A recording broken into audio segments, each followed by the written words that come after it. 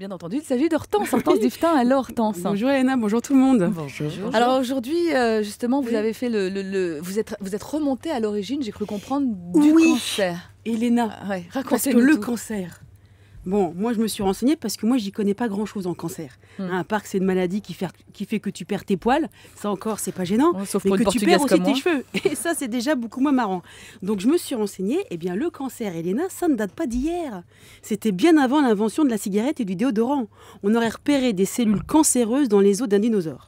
Non. Et c'est même Hippocrate, un type qui adorait faire des serments, qui 4 siècles avant Jésus-Christ quand même, lui aurait donné son nom de cancer. Cancer qui veut dire crabe en latin. Il trouvait que le cancer ressemblait à un crabe.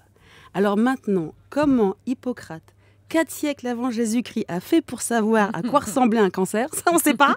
Et on ne veut même pas l'imaginer. Parce que la chirurgie à l'époque, ça devait être quelque chose qui devait plus ressembler, à mon avis, à de la boucherie ou à de la médecine légale qu'à une petite balade de santé.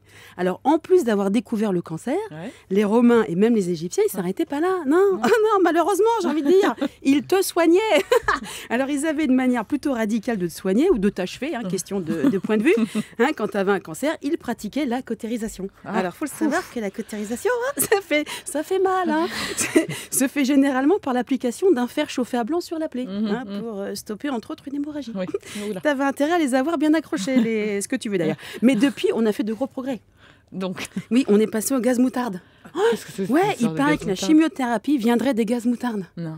Ça fait peur, tout ça, ça fait très peur. Alors ma copine Nathalie, elle me dit que pour pas avoir de cancer, faut pas être stressé. Que le stress est la cause majeure du cancer. Alors si on y réfléchit bien, ça voudrait dire que le dinosaure était stressé.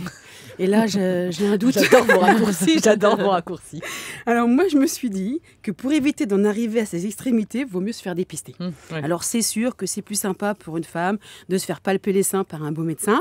Que de se faire mettre un doigt dans le trou de balle par un moche, j'entends bien, mais comme on dit, mieux vaut prévenir que guérir. Et puis pour être soigné de mieux en mieux, comme vous le disiez Elena, arrêtez de vous marrer, il faut aider la recherche, et je sais de quoi je parle. Mademoiselle Hortense, venez voir, vite, vite. Me voici, professeur Thibault, qu'avez-vous découvert? Regardez.